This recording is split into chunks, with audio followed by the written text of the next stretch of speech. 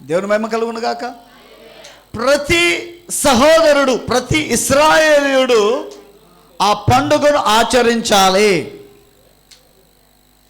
ఆ పండుగను ఆచరించకుండా తప్పిపోతే ఇశ్రాయేలీయుల్లో ఉండడానికి వారికి స్థానము లేదు. ప్రియమైన దేవుని బిడ్డలారా, జాగ్రత్త గమనించండి. ఇక్కడ ఆ పండుగలను ఎవరు ఇచ్చారంటే దేవుడే ఇచ్చాడు. ఎవరిని చేయమన్నారు? దేవుడే చేయమని ఇచ్చాడు. ఆ పండుగలను ఆచరించమని. ఏటేటా ప్రతి సంవత్సరం వారికి 7 పండుగలు వస్తాయి. ఆ 7 పండుగలు తప్పనిసరిగా వారు చేయాలి. మొదటి పండుగలో పాల్గొనకపోతే మిగిలిన ఏ పండుగలోనూ పాల్గొనే అవకాశం వారికి లేదు. ఏ పండుగలోనూ పాల్గొనకపోతే అసలు ఇశ్రాయేలీలో వారికి స్థానమే లేదు. అంత గొప్ప స్థానాన్ని దేవుడు పాత నిబంధనలో పండుగలకి ఇచ్చాడండి. వారు పండుగలు ఆచరిస్తేనే దేవునికి వారికి మధ్య సంబంధం ఉన్నట్టు. పాత నిబంధనలో పండుగలు ఆచరించకపోతే అసలు దేవునికి వారికి ఎలాంటి సంబంధం లేనట్టు. మరి క్రైస్తవులమైన మనకి క్రొత్త నిబంధనలో యేసు ప్రభువారు భూమి మీదకి వచ్చినప్పుడు 33.5 సంవత్సరాలు జీవించారు ఆయన. దేవుని మహిమ కలుగును గాక. హల్లెలూయా. కొందరు సీరియస్గా వింటున్నారు, వినండి కొద్ది మాటలు. కొత్త నిబంధనలో ప్రభు అయిన యేసుక్రీస్తు వారు భూమి మీద 33.5 సంవత్సరాలు జీవించారు. ఆయనేగా ఇశ్రాయేలుకు పండుగలు ఇచ్చిన ఆయనేగా భూమి మీదకి వచ్చాడు. ఏమండి? ఇశ్రాయేలుకి పండుగలు చేయమని ఎవరైతే చెప్పారో ఆ దేవుడే శరీరాన్ని ధరించుకుని భూమి మీదకి దిగి వచ్చాడు. నాతో ఏకీభవిస్తారా? హల్లెలూయా. పండుగలు ఇచ్చిన ఆయన భూమి మీదకి వస్తే ఆయన పండుగలు చేయాలా? మరి భూమి మీద ఉన్న యేసు ప్రభు వారు ఏ పండుగలైనా పాల్గొన్నారా? పాల్గొనలేదా? తల్లిగారు చెప్తున్నారు, ఏ పండుగలోనైనా పాల్గొనలేదు. మరియా యోసేపుకు తీసుకువెళ్ళారు పండుగ రోజు 12 ఏళ్ల వయసులో. అవునండి, యెరూషలేము తీసుకెళ్లారు. ప్రజలందరూ పండుగలో ఉన్నారు, కానీ ఆయన తండ్రి పని మీద ఉన్నాడు. ఏ పని నిమిత్తం ఆయన వచ్చాడో ఆ పనిలో ఆయన ఉన్నాడు. దేవుని మహిమ కలుగును గాక. ఆయన పండుగలో లేడు. అసలు వారికి ఇచ్చిన పండుగలు ఎవరిచ్చారు? ఆయన ఇచ్చాడు. యెహోవాగా ఉన్నప్పుడు ఆయనే ఇచ్చాడు. ఆయన ఇప్పుడు శరీరాన్ని ధరించుకుని వారి మధ్యలో సంచరిస్తూ ఉంటుంటే ఏ పండుగలోనూ యేసు ప్రభు వారు పాల్గొన్నట్టు మనకి లేఖనములలో కనుగొనలేం. ఒక్క రెఫరెన్స్ కూడా, ఒక్క సందర్భం కూడా బైబిల్లో లేదండి. లేఖనములను నా దగ్గర చాలా లేఖనాలు ఉన్నాయి. ఈ దినమందు మీతో పరిచయం చేయాలని అనుకున్నా, కానీ చాలా సమయం అయింది. ముగింపు సమయం ఇది. లేఖనములను పరిశీలిస్తే అన్న కయపలు ప్రధాన యాజకులు పండుగ రోజున ఆయనని బంధించాలని, చంపాలని, సిలువ వేయాలని ప్రణాళిక వేసుకున్నారు. మరలా ఏమైందంటే పండుగలో ఆయన్ని బంధిస్తే ఆయన పక్షాన ఉన్నవారు కొందరున్నారు, అల్లరి జరుగుతుంది. అందువలన ఆయన్ని పండుగ రోజున ఎలాంటి అల్లరికి గురి చేయకుండా ఉండాలంటే ఆయన్ని బంధించకుండా ఉండడమే మంచిదని తీర్మానించారు. అది పరిశుద్ధ గ్రంథంలో ఉన్నాయి. మత్తయి సువార్త 26వ అధ్యాయము 1వ వచనం నుండి 5వ వచనం వరకు చూస్తే, మత్తయి సువార్త 26వ అధ్యాయము 1 నుంచి చూద్దాం. యేసు ఈ మాటలన్నీ చెప్పి చాలించిన తరువాత జరిగినదేమనగా, ఆయన తన శిష్యులను చూచి 2 దినములైన పిమ్మట పస్కా పండుగ వచ్చుననియు అప్పుడు మనిషి కుమారుడు సిలువ వేయబడుటకై అప్పగింపబడుననియు మీకు తెలియనని చెప్పాను. ఆ సమయమున ప్రధాన యాజకులను ప్రజల పెద్దలను కయప అను ప్రధాన యాజకుని మందిరములోనికి కూడి వచ్చి యేసును మాయోపాయము చేత పట్టుకొని చంపవలనని ఏకమై ఆలోచన చేసిరి. ఏ పండక్కి? వారందరూ పండుగలో ఉండగా పండుగ చేయమని చెప్పిన ఆయనే వారి మధ్యలోనికి వస్తే పండుగ రోజు ఆయన చంపేయాలని డిసైడ్ అయ్యారు, నిర్ణయించుకున్నారు. అంటే వారిని యేసుని చంపేయడమే వారికి పెద్ద పండుగగా ఉంది. పండుగ రోజు చంపేయాలని ఆలోచన చేస్తున్నారు. తర్వాత ఏం జరిగింది? అయితే ప్రజలలో అల్లరికి కలుగకుండునట్లు పండుగలో వద్దని చెప్పుకొనిరి. చాలండి, చాలా లేఖనాలు ఉన్నాయి. నేను కొన్ని విషయాలు చెప్పి మీతో ముగించాలనుకుంటున్నా. పాత నిబంధనలో పండుగలు ఉన్నాయి, క్రొత్త నిబంధనలో పండుగ అనేదే క్రైస్తవులకి ఇవ్వబడలేదు. దేవుడు ఇవ్వలేదు, మనుషులు ఇచ్చారు. పాత నిబంధనలో తన ప్రజలకి దేవుడే ఇచ్చాడు, కానీ క్రొత్త నిబంధనలో దేవుడు ఇవ్వలేదు ప్రజలకి. ఈ పండుగ చేయండి, ఈ పండుగ చేయండి, ఈ పండుగ చేయండి, నా కోసం ఈ పండుగ చేయండి, ఈ పండుగ చేస్తే నాకు మీకు సంబంధం ఉన్నట్టు అని ఇశ్రాయేలీయులకు చెప్పినట్టుగా క్రైస్తవులకు చెప్పినట్టు ఎక్కడ బైబిల్లో కనుగొనగలరా? మీరు ఎక్కడైనా కనుగొన్నారా? ఎప్పుడైనా? మనం ఎంత చదివినా కనుగొనలేం. కొత్త నిబంధనలలో క్రైస్తవులకి ఎలాంటి పండుగలు ఇవ్వబడలేదు. ఏటేటా వచ్చే పండుగలు ఇశ్రాయేలుకి దేవుడిచ్చాడు. ఇచ్చిన దేవుడే భూమి మీదకి వచ్చి ఆయన కూడా ఆ పండుగల్లో పాల్గొనలేదు. ఆ పండుగలు వారు చేస్తుంటే ఆయన పాల్గొనలేదు.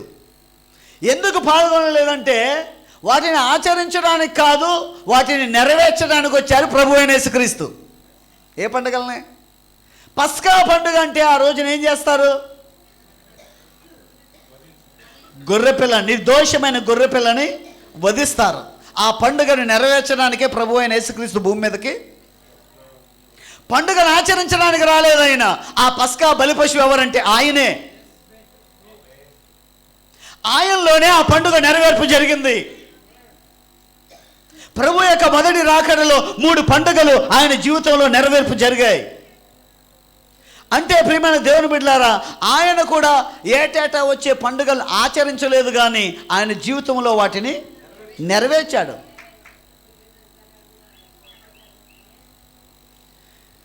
కాబట్టి ప్రియమైన దేవుని బిడ్డలారా, ఇక్కడ జాగ్రత్త గమనించండి. యేసు ప్రభు వారు యెహోవాగా ఉన్నప్పుడు ఆయన పండుగలు ఇచ్చాడు. పాత నిబంధన భక్తులకి ఆచరించమన్నాడు. ఆచరించకపోతే నాకు మీకు ఎలాంటి సంబంధం లేదన్నాడు. ఆచరించారా? వారు ఆచరించారు. కొత్త నిబంధనలో యేసు ప్రభు వారు భూమి మీదకి వచ్చినప్పుడు ఆయన ఎలాంటి పండుగలో పాల్గొనలేదు. ఆ పండుగలను ఆయనే నెరవేర్చారు. తర్వాత క్రైస్తవులకి పండుగ ఆచరించమని ఎవరు ఎన్నడూ ఎప్పుడు చెప్పలేదు. ప్రియమైన దేవుని బిడ్డలారా, ఇంకొంచెం ముందుకు వెళ్దాం. ఇక్కడి నుంచి యేసు ప్రభు వారు వచ్చారు, జీవించారు, మరణించారు, సమాధి చేయబడ్డారు, 3వ దినమున తిరిగి లేచారు. ఆ తరువాత 40వ రోజున ఆరోహణమయ్యారు పరలోకానికి. దేవుని మహిమ కలుగును గాక. హల్లెలూయా. ఈ చివరి మాటలు వినండి. ఒక 10-15 నిమిషాలు వినండి జాగ్రత్తగా. కొంచెం మనసు పెట్టండి. జన్మించి, జీవించి, మరణించి, సమాధి చేయబడి తిరిగి లేచి ఆరోహణమయ్యారు ప్రభు అయిన యేసుక్రీస్తు వారు. చాలామంది ఏమంటారంటే, మనకి పిల్లలు పుడితే వారి పుట్టినరోజు ఎంతో ఘనంగా చేస్తున్నాం, మరి యేసు ప్రభు వారి పుట్టినరోజు కూడా ఎంతో ఘనంగా, ఇంకెంత ఘనంగా చేయాలి? మిమ్మల్ని ఒక ప్రశ్న అడిగినా, అసలు ఆయన పుట్టిన డేటు మరియకు తెలుసా? తెలుసు. యోసేపుకు తెలుసా? తెలుసు. తెలియదండి. కన్నా తల్లి మరియకు తెలియదండి? తెలుసు. యోసేపుకు తెలియదా? తెలుసండి. మరి ఎప్పుడైనా వారు చేసినట్టు బైబిల్లో ఆధారాలు ఉన్నాయా? పోనీ పుట్టిన తేదీని బైబిల్లో రాయించినట్టు ఉందా? ఎక్కడైనా చదివారా మీరు? పుట్టిన తేదీని రాయించినట్టు ఉందా? నీకు అవసరం లేదు కాబట్టి ఆయన నీకు ఏది అవసరం అది రాసి ఇచ్చాడు. ఏకమిస్తారు నాతో? నీకు ఏది అవసరం అది రాయించి ఇచ్చాడు. అవసరం లేనిది ఆయన రాసి ఇవ్వలేదు. దేవుని మహిమ కలుగును గాక. ఉదాహరణకి నా గురించే మీకు చెప్తాను. బహుశా నేను జనవరి 1వ తారీఖున పుట్టాను అనుకోండి. ఆ జనవరి 1వ తారీఖు వచ్చినప్పుడల్లా ఒక్కొక్క సంవత్సరం ఏమవుద్ది, నాకు పెరుగుతుంది. తర్వాత నేను చనిపోయాను అనుకోండి, ఏమవుతుందంటే జయంతి వర్ధంతి. ఏముంటాయి నాకు? జయంతి వర్ధంతి. ఈ లోకంలో ప్రతి నాయకుడికి జయంతి వర్ధంతి చేస్తున్నాం. యేసు ప్రభువుకి చేస్తున్నారా? చెప్పండి. ఎందుకు చేయరు?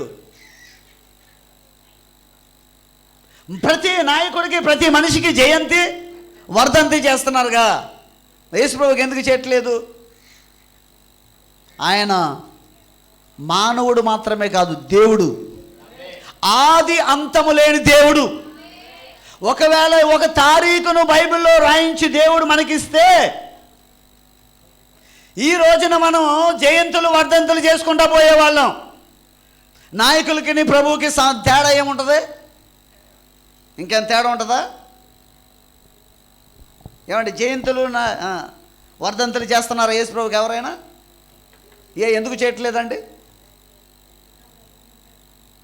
ఇది జయంతి కాదు, శ్రమకాలాలు వస్తే వర్ధంతి కాదు.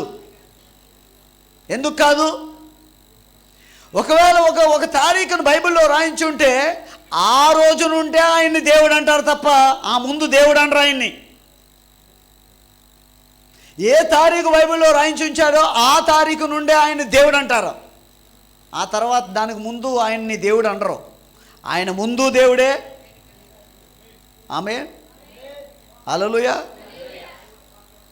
భూమి ఆకాశములు లేనప్పుడు దేవుడే, భూమి ఆకాశములు ఉన్నప్పుడు దేవుడే, ఆయన శరీర రీతిగా భూమి మీదకి వచ్చినప్పుడు దేవుడే, మరణించినప్పుడు దేవుడే, తిరిగి లేచినప్పుడు దేవుడే.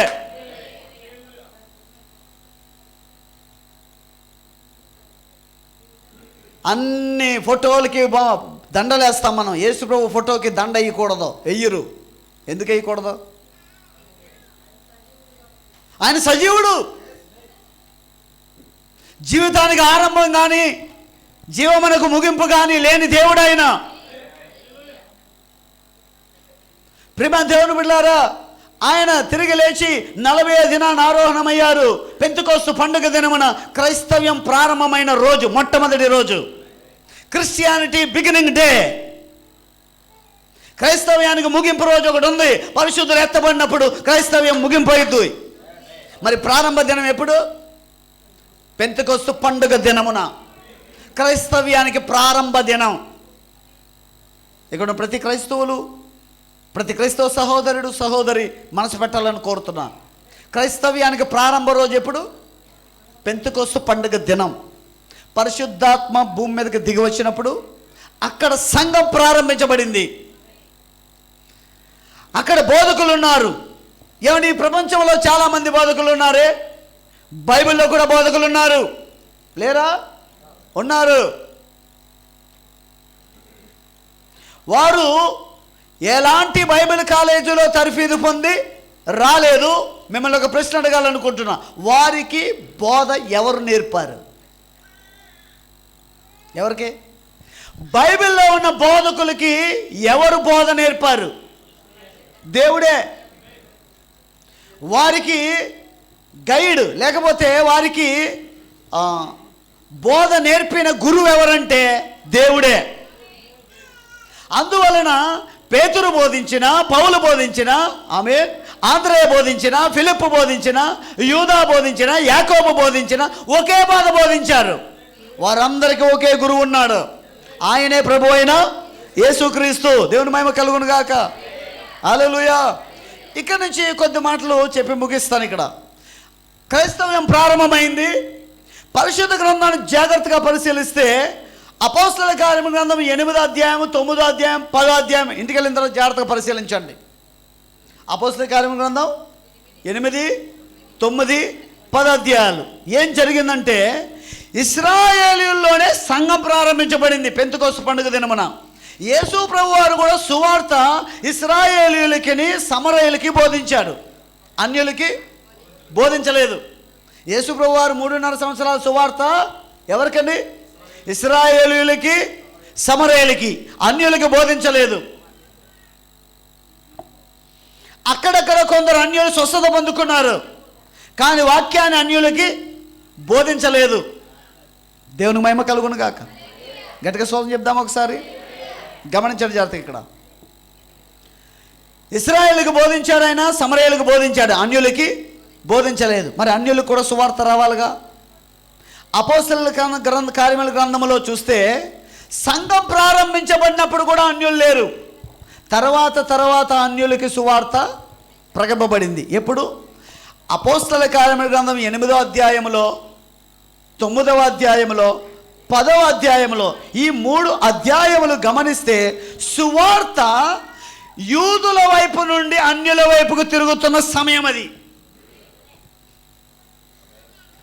దేవుని వాక్యము, ఈ సువార్త, ఈ వాక్యము శిష్యుల ద్వారా ఇశ్రాయేలు యొద్ద నుండి అన్యుల వైపుకు తిరుగుతున్న సమయంలో కొర్నేలి కుటుంబం అన్యులై ఉన్నారు. అన్యులైన కొర్నేలి కుటుంబానికి ఏమొచ్చిందండి? సువార్త వచ్చింది. దేవుని మహిమ కలుగును గాక. అంటే క్రైస్తవ్యంలోనికి అన్యులు వస్తున్నారు. అది క్రైస్తవ్యంలోనికి అన్యులు వస్తున్నారు. మనము యూదులమా అన్యులమా? చెప్పండి. మనం యూదులమా అన్యులమా? అన్యులం. అన్యుల్లో నుండి ఎక్కడికి వచ్చాం? క్రైస్తవంలోకి వచ్చాం. ఇదే చిన్న మొక్క చెప్పి ముగిస్తాను. దేవుని మహిమ కలుగును గాక. గట్టిగా స్తోత్రం చెప్దామా? హల్లెలూయా. అన్యుల్లో నుండి క్రైస్తవంలోనికి వచ్చామా? మనం యూదులమై క్రైస్తవులం అయ్యామా? మన క్రైస్తవ్యం ఎక్కడి నుంచి వచ్చింది? యూదుల్లో నుండి అన్యుల్లోకి వచ్చింది. ఏంటి? ఏమొచ్చింది? వాక్యం. ఇంకోటి చెప్పండి. క్రైస్తవ్యం అనేది, వాక్యం అనేది, నిత్యజీవం అనేది ఎక్కడి నుంచి వచ్చింది మనకి? యూదుల్లో నుండి అన్యజనుల్లోకి వచ్చింది. అది బైబిల్లోనే ఉంది. రక్షణ యూదుల్లో నుండే వచ్చింది. ఈ కృప యూదుల్లో నుండే వచ్చింది. ఎందుకు వచ్చింది? యూదులు పోగొట్టుకున్నారు, యూదులు తన్నుకున్నారు, దాన్ని యూదులు వద్దనుకున్నారు. ఆ కృప ఎవరికి వచ్చిందండి? అన్యజనులమైన మనకు వచ్చింది. దేవుని మహిమ కలుగును గాక. హల్లెలూయా. వారు వద్దనుకున్నారు, ఆ కృప ఎవరికి వచ్చింది? అన్యులకు వచ్చింది.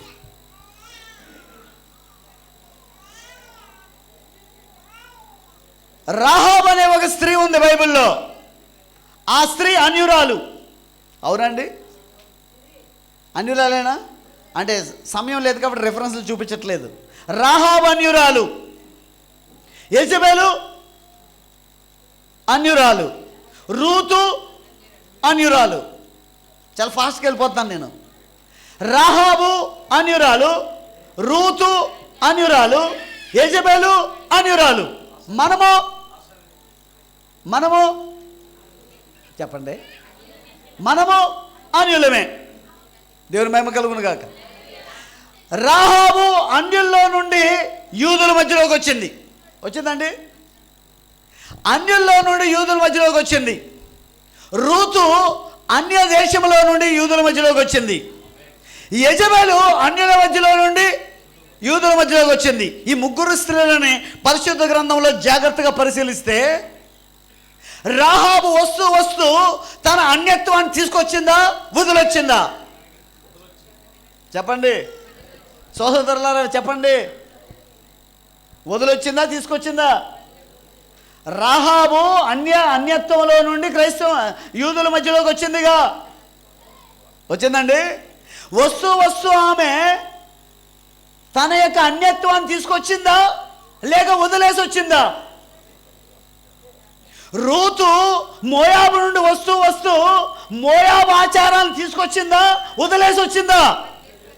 సహోదరులారా జాగ్రత్తగా వినండి. ఇక్కడ యెజబెలు వస్తూ ఎక్కడి నుంచి?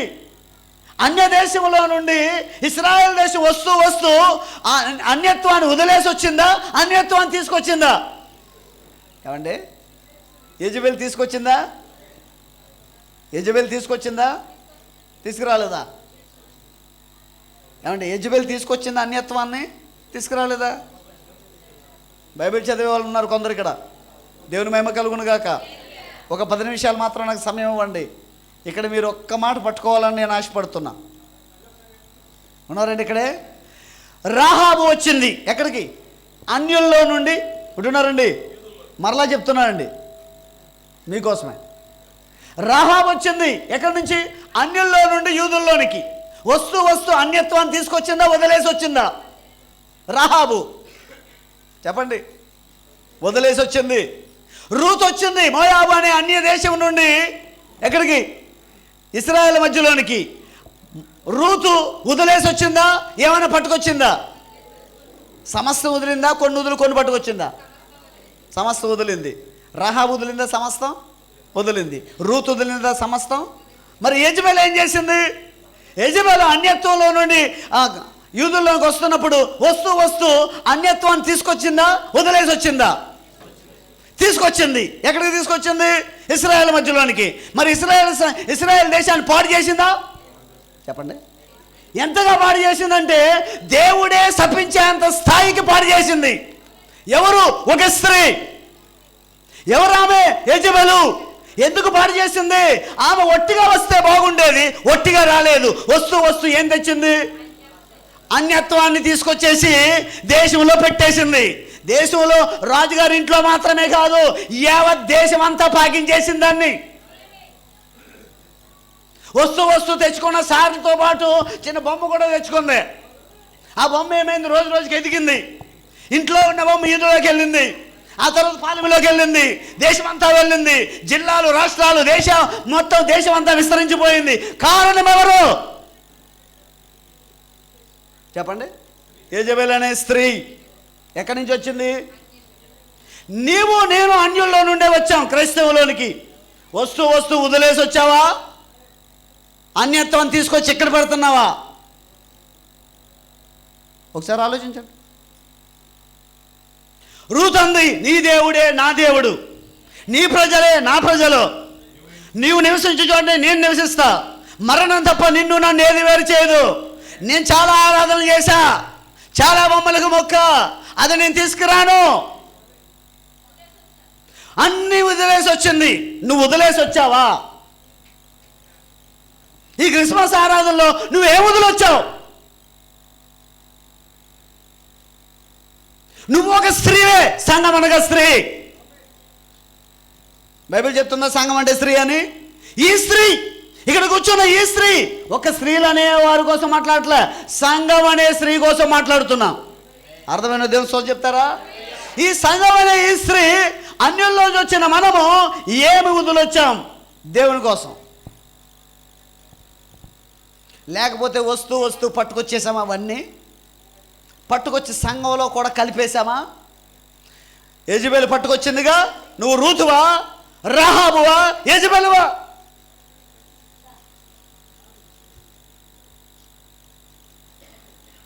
రూతులా ప్రవర్తిస్తున్నావా? రాహాబులా ప్రవర్తించావా? యెజబెల్లా ప్రవర్తించావా?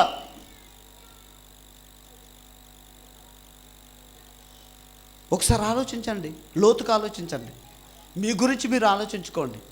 ఈ సంఘం అనగా స్త్రీ. స్త్రీ ఎక్కడి నుంచి వచ్చింది? అన్యుల్లో నుండి వచ్చాం మనం అందరం. ఇక్కడికి రాకముందు అనేక ఆచారాలు, సంప్రదాయాలు, మర్యాదలు అవి అనేకమైనవి ఉన్నాయి. అవన్నీ వస్తూ వస్తూ పట్టుకుని వచ్చి ఇక్కడ కూడా వాటిని కొనసాగిస్తూ ఉన్నామా? లేకపోతే అన్నీ వదిలొచ్చావా? ఇప్పుడు ఒక్క ప్రశ్న అడుగుతున్నా. రాహాబు నిజంగా దేవుణ్ణి ఆరాధించిందా? నిజంగా దేవుణ్ణి ఆరాధించడం అంటే ఏంటి? యెహోవా దేవుని కొరకు తనను తాను సంపూర్ణంగా సమర్పించుకుని, తాను పాతగా ఉన్నప్పుడు, అన్యురాలుగా ఉన్నప్పుడు ఎలాంటి జీవితాన్ని కలిగి ఉందో అదంతా విడిచిపెట్టి దేవుని కొరకు తనను తాను సమర్పించుకుంది. అదే నిజమైన ఆరాధన. వచ్చిందా లేదా? రూతు సమస్తం విడిచిపెట్టి దేవుని కొరకు బ్రతకడానికి వచ్చేసింది. అదే దేవునికి ఆమె ఇచ్చిన నిజమైన ఆరాధన. మరి యెజబెల్ ఏం చేసింది? మొత్తం దేశాన్ని పాడు చేసింది, దేవునికి కోపం తీసుకొచ్చింది. తీసుకొచ్చిందా? తీసుకొచ్చింది.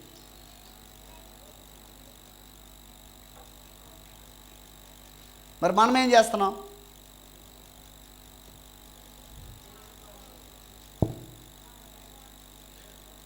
మనం ఏం చేసాం? రూతువా నువ్వు? సంగమా నువ్వు? రూతా? యెజబెలా?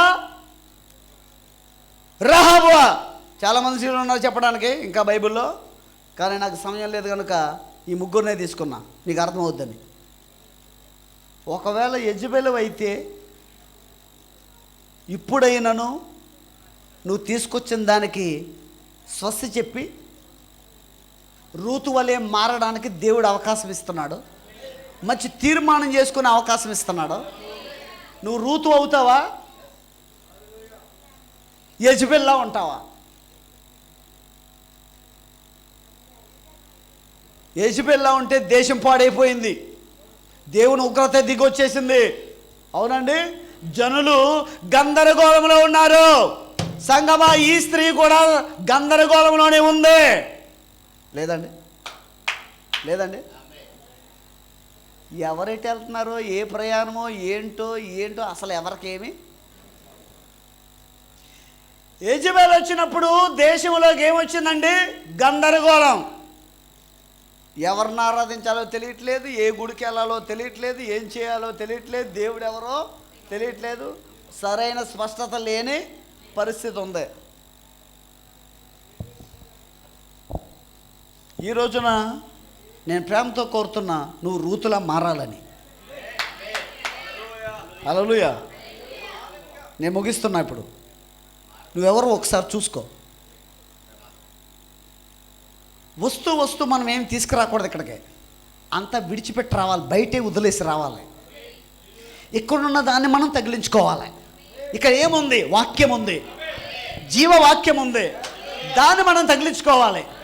అక్కడ తగిలించుకుని పట్టుకొచ్చి ఇక్కడ వదలకూడదు, అక్కడ వదిలేసి వచ్చి ఇక్కడున్న దాన్ని తగిలించుకోవాలి.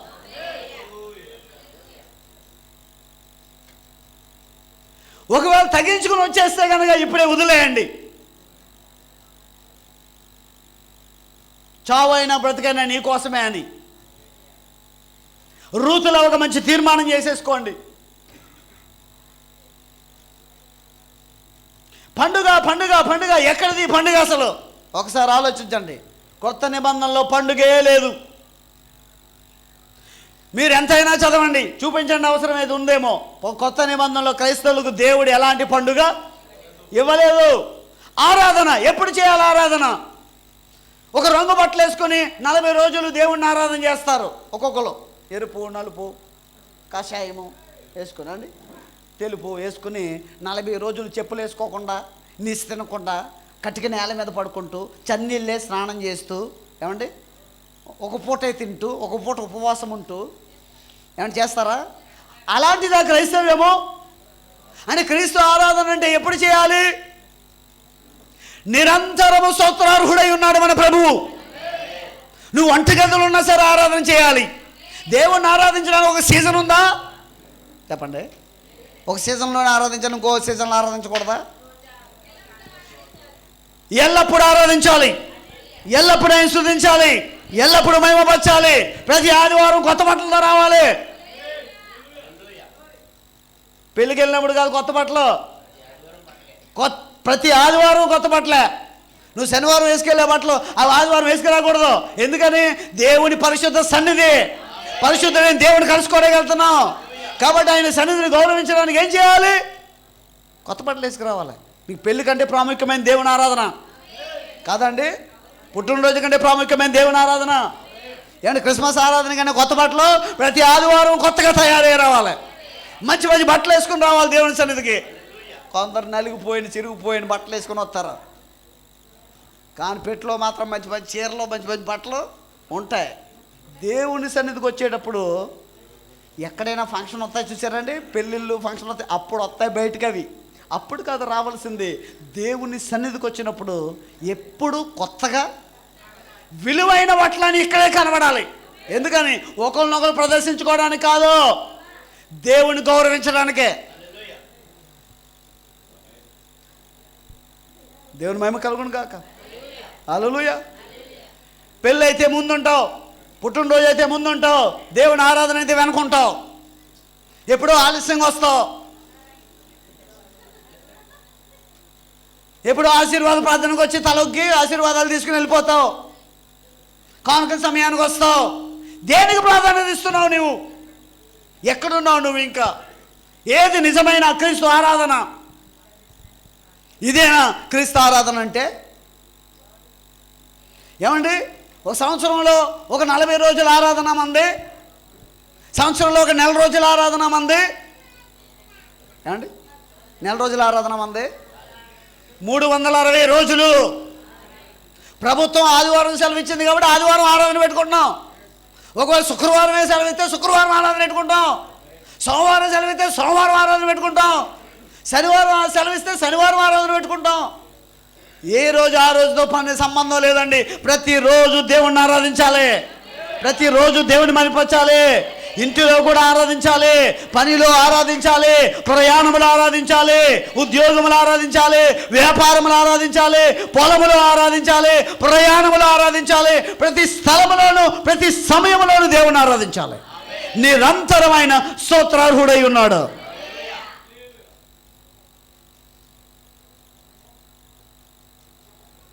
ఐదవ సోదరులు ఒక సీజన్లో ఒకలాంటి భక్తి చేస్తున్నట్టు మనం కూడా అలా చేయడానికి దేవుడేమి మనకు కాలాలని నియమించలేదు, పెట్టలేదు. అలాగా ప్రతి దినము ప్రతి ఆదివారము దేవుణ్ణి ఆరాధించాలి. ప్రతి కూటములోను దేవుణ్ణి, ప్రతి గృహ కూడికలోను దేవుణ్ణి ఆరాధించాలి. ఎలా ఆరాధించాలి? దేవుడు ఆత్మ కనుక ఆయన ఆరాధించేవారు ఆత్మతోనూ సత్యముతోనూ ఆరాధించాలి. ఆత్మతోనూ, సత్యం అనగా వాక్యమే. హల్లెలూయా. కొందరు పాటలు పాడుతున్నప్పుడు మంచి ఉద్యోగం ఉంటారు, కానీ వాక్యం చెప్తున్నప్పుడేమో ఎందుకు వచ్చిందిరా బాబు, ఎంతసేపు చెప్తాడు రా బాబు, ఎప్పుడు ముగింతాడు రా బాబు అన్నట్టుగా వింటారు. పాటలు పాడుతున్నప్పుడే కాదు ఉద్యోగము, ఆత్మతోనూ సత్యముతోనూ. సత్యం అనగా వాక్యమే. వాక్యం వస్తున్నప్పుడు కూడా నువ్వు ఆత్మలో ఎగిరి గొంతులేయాలి.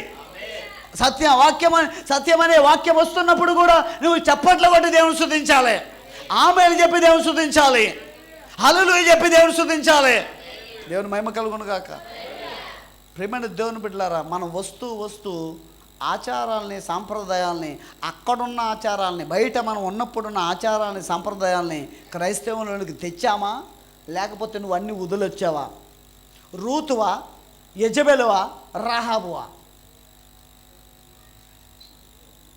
రాహాబులా వదిలొచ్చావా? రాహాబులా వదిలొచ్చింది. ఇశ్రాయేలీయుని వివాహం చేసుకుంది రాహాబు, వదిలొచ్చి. రూతు వదిలి వచ్చింది. ఇశ్రాయేలీయుని బోయజుని వివాహం చేసుకుంది. రాహాబు ఏమో సల్మాను పెళ్లి చేసుకుంది. ఆమె హల్లెలూయా. రూతు బోయజుని పెళ్లి చేసుకుంది. దేవుని మహిమ కలుగును గాక. ఓ యెజబెల్ వచ్చింది, ఆహా పెళ్లి చేసుకున్నాడు. ఈ ముగ్గురు స్త్రీని గమనించినట్లయితే వింటున్నారండి, ఈ ముగ్గురు స్త్రీని గమనించినట్లయితే రాహాబు, రూతు యేసుక్రీస్తు వంశావళిలో ఉన్నారు. వంశావళి చదివారా? వంశావళిలో ఎవరు? రాహాబ్ పేరుంది, వంశావళిలో రూతు పేరుంది, యెజబెల్ పేరుందా? చెప్పండి. అంటే క్రీస్తు భూమి మీదకి రావడానికి చదువుకున్నాక ఆయన పొత్తెగూడెంలో చుట్టబడిన శిశువు, ఆయన క్రీస్తు అనే ఆయన భూమి మీదకి రావడానికి ఎన్నుకున్న వ్యక్తే మరియా. మరియా ఎవరికి ప్రదానం చేయబడింది? యోసేపుకి. యోసేపు ఏ గోత్రం వాడు? దావీదు యూదా గోత్రం వాడై ఉన్నాడు. హల్లెలూయా. ఇప్పుడు ఆయన భూమి మీదకి రావడానికి ఏర్పాటు చేసుకున్న గర్భములను చూస్తే, ఆ వంశావళిని చూస్తే, ఆ వంశావళిలో ఉన్న స్త్రీలను గమనిస్తే చివరిగా మరియ కనబడుతుంది. ఆ మధ్యలో ఎవరున్నారండి అంటే రాహాబు కనబడుతుంది, రూతు కనబడుతుంది. కానీ యెజబెల్ ఎంత మాత్రం? ఎందుకు? ఆ జన్యువు, ఆ విత్తనము ఎవరు? క్రీస్తు అనే జన్యువు ప్రయాణం చేయడానికి కొందరు ఆయన ఎన్నుకున్నాడు. హల్లెలూయా. ఈరోజు నిన్ను నన్ను ఎన్నుకున్నారని మీరు గమనిస్తున్నారా? ఆయన మనల్ని ఎన్నుకుంటే మనం అన్య జనాంగంలోంచి వచ్చాము, ఎన్నుకున్నాడు కాబట్టి. వస్తూ నువ్వేం చేయాలంటే అన్యత్వాన్ని సమస్తం విడిచిపెట్టి, అన్య ఆచారాలు విడిచిపెట్టి, వాక్య వ్యతిరేకమైన ప్రతి కార్యాన్ని విడిచిపెట్టి వాక్యం చెంతకు నువ్వు వస్తే ఒకానొక దినమున వారు ఎలాగైతే యేసుక్రీస్తు వంశావళిలో ఉన్నారో, ఎవరు? రహాబు, రూతు ఎలాగైతే యేసుక్రీస్తు వంశావళిలో ఉన్నారో, ఇప్పుడు మన స్థానం ఏంటి మరి? విడిచి వస్తే అపోస్తలులు విడిచి వచ్చారు, వారిలోనే క్రీస్తు కనబడుతున్నాడు, వారిలో క్రీస్తు ఉద్భవించాడు, వారిలోనే క్రీస్తు ప్రత్యక్షమయ్యాడు. అందరికీ క్రీస్తే కనబడుతున్నారు. శిష్యుల్లో ఏమయ్యారు? వారు లోకాన్ని విడిచి వచ్చారు. మన దేశంలో కూడా భక్త సింగ్ గారు అన్య జనాంగంలోంచి వచ్చాడు. వదిలొచ్చాడా సమస్తం? అవి కూడా పట్టుకొచ్చి సంఘానికి బోధించాడా? వదిలొచ్చాడు ఆయన. సుందర్ సింగ్ గారు వచ్చారు, సాధు సుందర్ సింగ్ గారు అన్య జనాంగంలోంచి వచ్చాడు, వదిలొచ్చాడు ఆయన. అది కూడా పట్టుకొచ్చి ఇక్కడ పెట్టాడు ఆయన. ఇక్కడ కొంత బాగోలేదు, నేను అక్కడ నేర్చుకుని వచ్చాను, మేమైతే ఇలా చేసేటోళ్ళు, ఇక్కడ కూడా చేస్తే బాగుంటుంది అని చెప్పి పట్టుకొచ్చి సంఘానికి చెప్పాడు ఆయన. వదిలొచ్చాడు ఆయన. అందుకే దేవుడు వారిలో ప్రత్యక్షమయ్యాడు, వారిలో దేవుడు కనబడ్డాడు. ఈ రోజున మనం కూడా లోకాన్ని వదిలి వాక్య వ్యతిరేకమైన ప్రతి కార్యాన్ని విడిచిపెట్టి, ఈ రోజున సమస్య ఏంటంటే బైబిల్ చదివే టైం లేదు.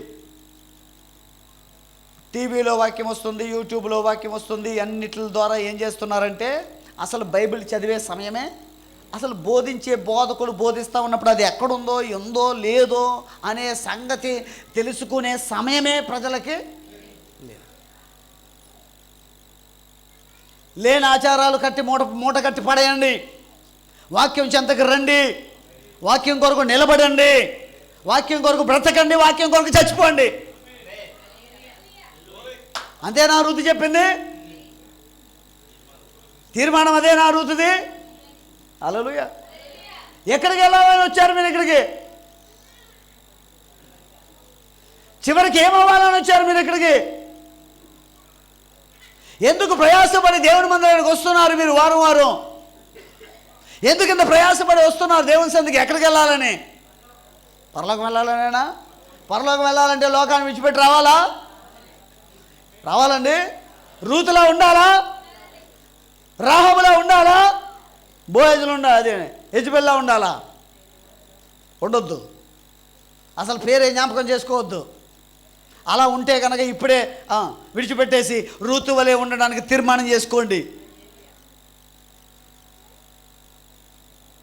వాక్యానికే ముందు స్థానం ఇవ్వండి. వాక్యం కొరకు మీ జీవితాన్ని దేవునికి సమర్పణ చేసుకోండి. నువ్వెవరువో ఒకసారి ఆలోచన చేసుకో. ఈ క్రిస్మస్ ఆరాధన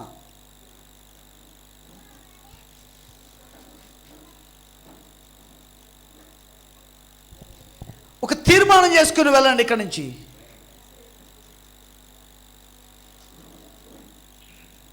మనం చాలా చివరి దినాల్లో ఉన్నాం, ముగింపు కాలంలో ఉన్నాం, భయంకరమైన దినాల్లో ఉన్నాం.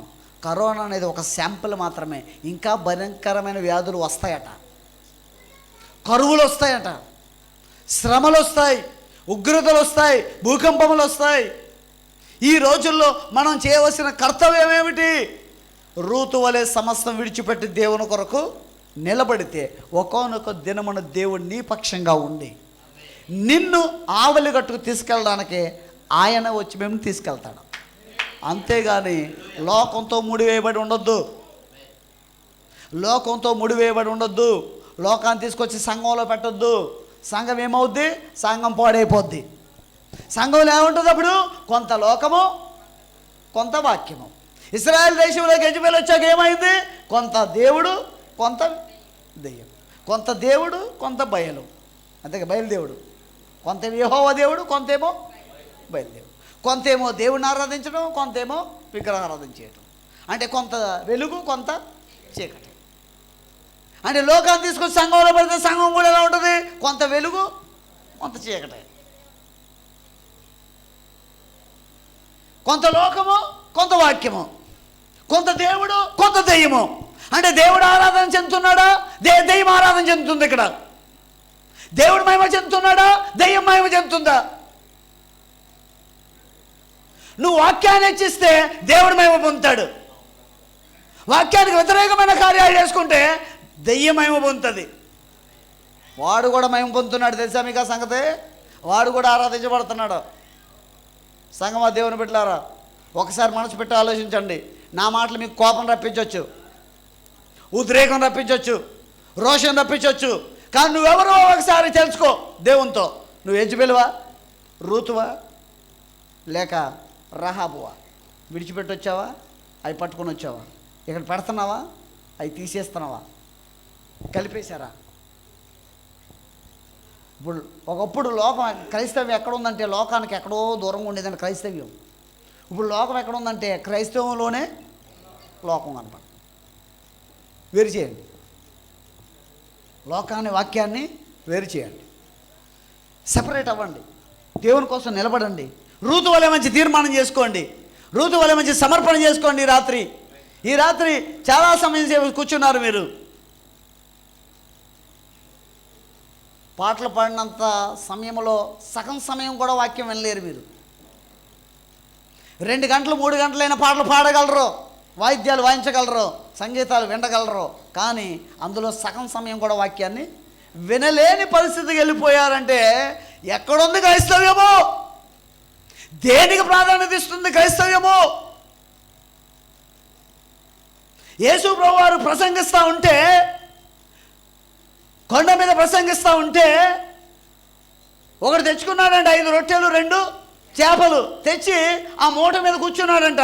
తెచ్చుకున్నాడనే సంగతే మర్చిపోయి వాక్యాన్ని వింటూనే ఉన్నారు. ఎన్ని దినములు? 3 దినాలు.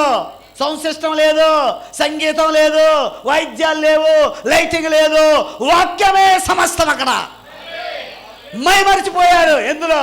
ఇప్పుడు మై మరిచిపోతున్నారు పాటల్లో. వాక్యములో మై మరిచిపోవాలి. పాటలకు ఇచ్చినంత విలువ వాక్యానికి లేదు క్రైస్తవ సంఘాల్లో. ఇప్పుడు ఉందండి అయ్య గారు?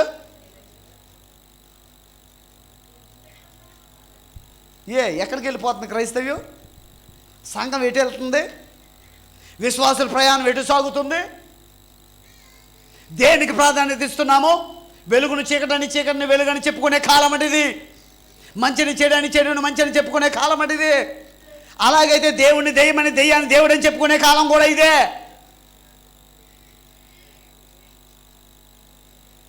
ఇరవై 30 40 50 పాటలు పాడిన అలసిపోరు మీరు. అరగంట వాక్యం వినేసరికి అలసిపోతారు, నిద్రపోతారా? ఏమైపోయిందో తెలియట్లేదు భక్తి. పాటల్లో భక్త, వాక్యములో భక్తో తెలియట్లేదు. పాటల్లో ఎదుగుతున్నాం, వాక్యంలో ఎదుగుతున్నామా? ఆలోచించుకోండి ఒకసారి, తలంచుకోండి ఒకసారి. పాటలకు అన్లిమిటెడ్ ఏంటి, అన్ని కార్యక్రమాలకు అన్లిమిటెడ్, కానీ వాక్యానికి మాత్రం లిమిటెడ్. అరగంట చెప్పండి, పోగంట చెప్పండి, 2 మాటలు చెప్పండి, 1 గంట చెప్పండి, 40 నిమిషాలు చెప్పండి, వినలేరండి. ప్రియమైన దేవుని బిడ్డలారా, దేవుని వాక్యానికి ప్రాధాన్యత ఇస్తే దేవుడు నీకు ప్రాధాన్యత ఇస్తాడా? కాబట్టి వస్తు సమస్తాన్ని తీసుకురావద్దు. తీసుకొచ్చావా? విడుదలై సమర్పణ చేసుకో. నువ్వు రూతు వలె మంచి తీర్మానం చేసుకో. దేవుడు ఆవలిగట్టులో నిన్ను ఉంచుతాడు, నిత్య రాజ్యంలో ఉంచుతాడు, నిత్యత్వంలో ఉంచుతాడు. కాబట్టి వాక్యం ఎప్పుడు సరి చేస్తూనే, క్రమపరుస్తూనే ఉంటుంది. నీకు నొప్పి తగలవచ్చు, ఇబ్బంది అవ్వచ్చు, కష్టం అవ్వచ్చు, అయినా సరే వాక్యము ఉదక స్నానం చేస్తుంది. సబ్బు వంటిది, సుత్తి వంటిది, కత్తి వంటిది, అగ్ని వంటిది. సరి చేస్తుంది, క్రమపరుస్తుంది. అప్పుడు మనం సరి చేసుకుని క్రమపరుచుకుంటే, వాక్యానుసారంగా మనం మారిపోతే నీకు గొప్ప ధన్యకరమైన దేశంలో నీకు స్థానం ఉంటుంది. కాబట్టి రూతు వలె మంచి తీర్మానం చేసుకోండి. ఇప్పుడైనా మంచి సమర్పణ చేసుకోండి. ప్రభువా, మీ కొరకు మేము బ్రతకాలనుకుంటున్నామని మంచి తీర్మానం చేసుకోండి. దేవుడు మమ్మల్ని దీవించును గాక. తిరిగి సమయాన్ని దైవజనులకు అప్పగిస్తా ఉన్నాను. Thank you. దేవునికి మహిమ కలుగును గాక. మంచిది, చక్కని విషయాలను మనకు తెలియపరిచినటువంటి బ్రదర్ ఫిలిప్ గారిని బట్టి ప్రభువును స్తుతిస్తున్నాను. వారిని మనం పిలవగానే ప్రేమతో ఈ స్థలానికి రావడం జరిగింది. వారికి కూడా కోటాలు ఉన్నాయి. మరి మొన్న బ్రదర్ రాజేష్ కూటం పెట్టినప్పుడు మరి సహోదరుడు రాజేష్ పిలిచాడు, ఇలా ఫిలిప్ గారు వస్తున్నారని. మేము కూడా సంతోషించాం. ఆ రాత్రి కూడా అద్భుతమైన కూటం జరిగింది. అలాగుననే మరి 27 తారీఖు ఇక్కడ క్రిస్మస్ ఆరాధన జరుగుతుందని ప్రకటించినప్పుడు మన సహోదరులే పిలుపు గారిని రమ్మని చెప్పారు. అయ్యా మీరు వాక్యం బాగా చెప్పారు మొన్న, కనుక మేము విన్నాం, సంతోషిస్తున్నాము, మరలా మా మధ్యకు రావాలని వారు కోరినప్పుడు ఆ కోరిక మేరకు మరలా బ్రదర్ ఫిలిప్ గారు మన మధ్యకి రావడం జరిగింది. వారికి ఎన్నో కోటాలు ఉన్నప్పటికీ ప్రేమతో మన మధ్యకి వచ్చి దేవుని వాక్యాన్ని అతి తక్కువ సమయంలోనే ఎక్కువ విషయాలు చెప్పడం జరిగింది. దేవునికి మహిమ కలుగును గాక. హల్లెలూయా. మంచిది ప్రియులారా, మరి ఇంతవరకు పాటల ద్వారా మరి కొంతమంది నాయకులు ఇక్కడికి రావడం, గ్రామానికి లేక పేటకి కొన్ని మంచి కార్యాలు చేసే కారణాన్ని బట్టి వారు మరి మన సహోదరులు వారిని సత్కరించడం, సన్మానించడం జరిగింది. ప్రాముఖ్యమైనది దేవుని యొక్క వాక్యం కూడా ప్రకటించబడింది. హల్లెలూయా. మీకు తెలుసా ప్రియులారా, శత్రువు చాలా సులువుగా మనల్ని మోసగించగలదు. చాలా సులువుగా, చాలా ఈజీగా మనల్ని పడగొట్టగలదు. ఖచ్చితంగా దాని యొక్క క్విక్ ఏంటో క్రైస్తవులు గమనించవలసిన వారుగా ఉన్నారు. ఇప్పుడు గమనించకపోతే మరి వారు ఎలా పడిపోయారో నిశ్చయంగా మనం కూడా అలా పడిపోతాం. ప్రభుతో ఉన్నామని ఒక భ్రమే తప్ప ప్రభులో మనం ఎన్నడూ జీవించలేం. గుర్తుంచుకోండి. ఒక చిన్న మాట మీకు తెలియపరుస్తాను. చూడండి, ఒక చెట్టు మీద ఒక పక్షి, చిన్న పక్షి తిరుగుతుంది. ఆ పక్షిని చేజిక్కించుకోవడానికి ఒక పాము ఆ చెట్టు పైకి ఎక్కుతుంది. అలా వెళ్ళగానే ఒకసారి పట్టేసుకోదు అది. ఆ చెట్టు అలా ఎక్కగానే ఆ పెట్టను పట్టుకోదు అది. అదేం చేస్తుందని తెలుసా అండి? ముందు ఆ పాము తలకాయతో ఆ పిట్ట వైపు చూస్తూ కొన్ని విన్యాసాలు చేస్తూ ఉంటుందంటండి. కదలడం, అటు ఇటు అనడం, ఇలా అనడం, తలకాయ ఊపడం, మరలా అలా పైకి లేవడం, ఈ విన్యాసాలు చేస్తున్నప్పుడు పిట్ట ఆ విన్యాసాలు చూసి దగ్గరికి ఒక అడుగేసుకుంటూ దగ్గరికి వస్తుందట. గుర్తించండి. అలా ఇంకా దగ్గరికి వచ్చే కొద్దీ అది చాలా విన్యాసాలు చేస్తూ ఉంటుందటండి. కదలికలు. ఎందుకంటే నేను చనిపోతానన్న ఆలోచనే ఆ పక్షికి రాదట. అంతగా ఆకర్షించుకుంటుందండి అది. అలా తిరగడం, ఆ తలకాయ ఊపడం, ఆ కళ్ళు దాని వైపు చూసినప్పుడు నేను చనిపోతాను, అది నేను మింగేస్తానే ఆలోచన కూడా రాదంట ఆ పిట్టకి. దగ్గరికి వస్తుందటండి, మైమరిచిపోద్దట దీని ఆటలకి. మీకు అర్థమైందా? దీని కదలికలకి, ఆటలకి మైమరిచిపోయి దగ్గరకు వచ్చేసి నిలబడుతుందట. దగ్గరకు వచ్చిన తర్వాత ఒక్కసారి మింగుద్దట. ఈరోజు మనిషిని పాపం కూడా అలాగే మింగుతుంది. ఈరోజు లోకం క్రైస్తవులను అలాగే పాడు చేస్తుంది. మనకు తెలియదు. మనం మామూలుగా ఉన్నాక, బాగానే ఉన్నాక అనుకుంటున్నారు, కానీ అది ఒక సర్పము నోట్లోకి వెళ్తున్నామన్న సంగతి మనకి. ఎందుకంటే అది ఆడుతున్నప్పుడు దాని వేషాలు, దాని సినులు చూసి మైమరిచిపోతున్నాం అన్నమాట. దాన్ని రంగులు, హంగులు అన్నాడండి బైబిల్లో. అందమైనవి, సౌందర్యమైనవి కనబడుతున్నప్పుడు నిజమైనటువంటి ప్రభు గుర్తుకు రావడం మనకి. ఆ అందమైనవే కనబడుతూ ఉంటాయి.